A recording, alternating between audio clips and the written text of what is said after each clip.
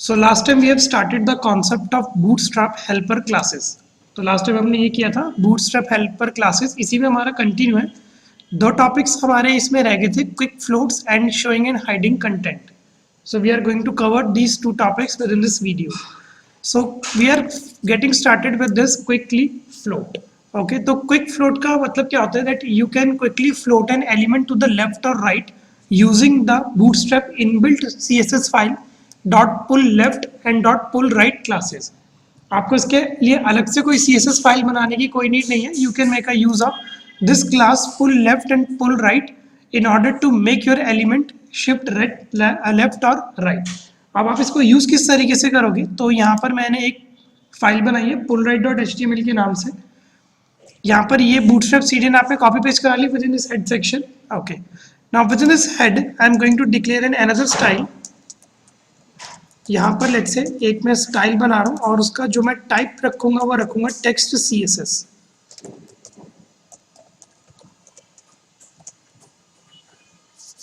Okay, यहाँ पर we are going to create a class और उस क्लास का लेट्स से मैंने नेम दे दिया एग्जाम्पल.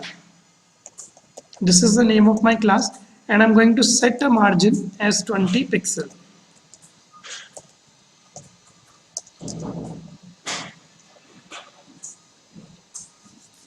अब इसी में मैं एक और क्लास बना रहा हूँ लेट्स से एग्जाम्पल, और इस एग्जाम्पल क्लास में आप जब डिवीजन टैग का यूज करोगे तो उसकी मैं स्टाइलिंग दे रहा हूँ. ओके, तो हम एक क्लास बनाएंगे div class is equal to example, और उस क्लास के अंदर जब हम div टैग को डिक्लेयर करेंगे तो उसकी स्टाइलिंग कुछ इस तरीके से रहेगी.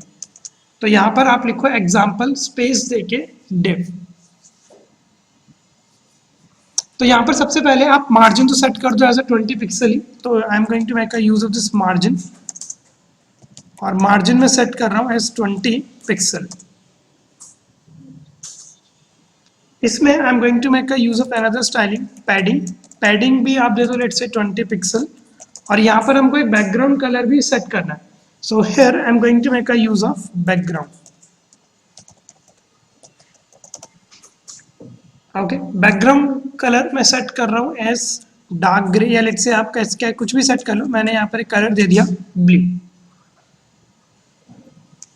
Okay, now here within my body tag I am going to make a use of this division tag. Division class is equal to example, and within this class I am going to make a use of two div tags.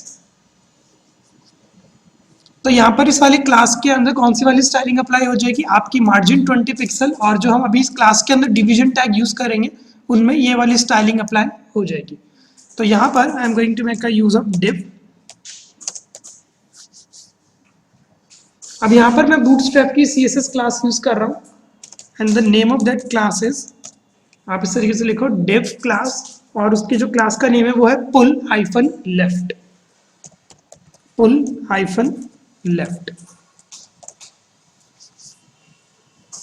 और इधर let's say आप कुछ भी content लिख दो. Let's say आप इस तरीके से लिख दो floated to left.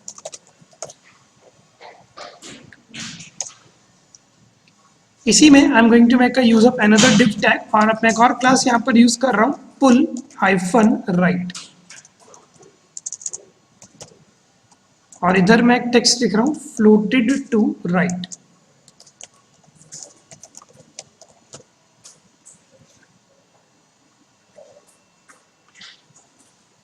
तो दैट्स इट. इस एप्लीकेशन को अब आप करो save. Let's I am going to save this web page. वैम्प सर्वर एक्टिवेट कर लो अपना, और इसका आउटपुट आप एक बार चेक करो. So WAMP मेरा एक्टिवेट है. Here I am going to make a use of this local host PHP files. Day 4 का मेरे प्रोजेक्ट है. इस प्रोजेक्ट के अंदर मैंने ये फाइल बनाई है आपकी pull left right dot HTML.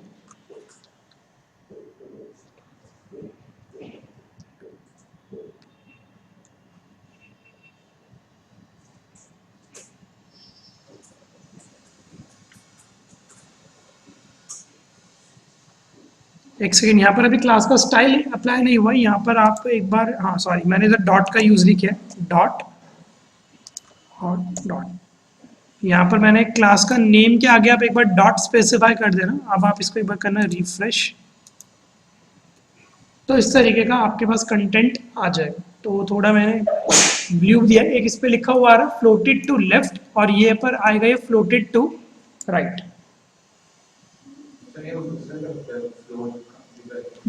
उससे भी आप यूज कर सकते हो, ठीक है। तो आप इसको मिनिमाइज वगैरह करोगे तो रिस्पॉन्सिव वगैरह भी रहता है।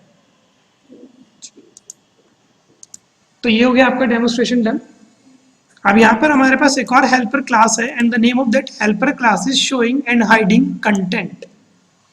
So basically you can force an element to be shown or hidden on all the devices using the .show and hidden classes।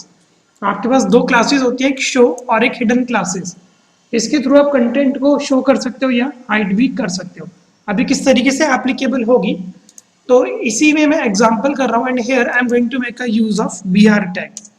अब यहाँ पर दो BR टैग स्पेसिफाई कर देना, इसी में हम डेमो कंटिन्यू कर रहे हैं।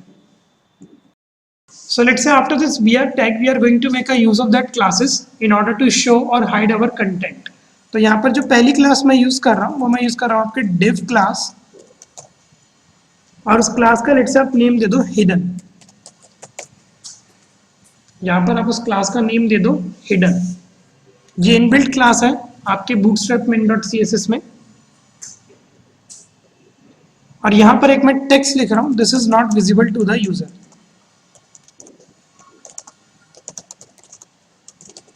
इस तरीके से आप एक टेक्स्ट लिख दो, this is not visible to the user. इसी में we are going to make a use of an another class. तो यहाँ पर मैं यूज कर रहा हूँ डिवीजन टैग का and the class which I am going to make a use is show. चलो इससे पहले मैं आपको एक और इफेक्ट दिखाता हूँ, आप एक इनविजिबल क्लास का भी यूज करके देखना, इनविजिबल।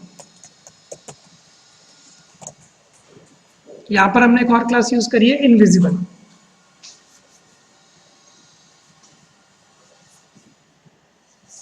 और यहां पर आप एक कंटेंट लिख देना, this is not visible but will affect the layout.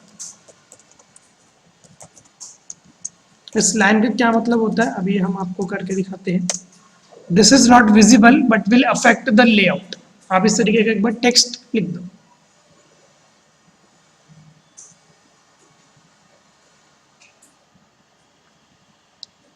और इसी तरीके से यहाँ पर हम एक और क्लास यूज कर रहे हैं div क्लास शो।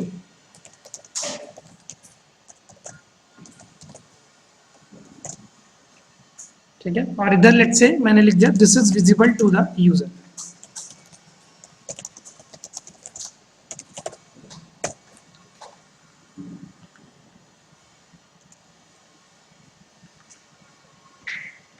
क्या अब लेट्स से इसको हम करते हैं सेव और अपने पेज को करते हैं रिफ्रेश। एक बार मैं कलर चेंज कर देता हूँ, लेट्स से मैं ले लेता हूँ इसमें डार्क ग्रे।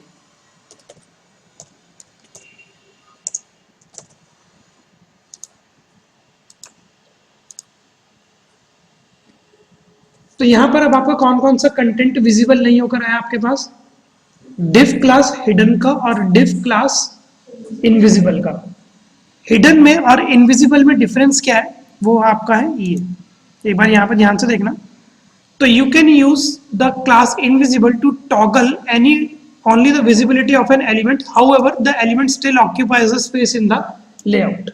तो ये जो हमारी क्लास है div क्लास हिडन, ये जो इनविजिबल, इसने ये सारी प्रॉपर्टी ऑक्यूपाई करी होंगी, मार्जिन भी लिया होगा, पैडिंग भी ली होगी और एक बैकग्राउंड कलर भी सेट भी किया होगा, but it is not visible to the user.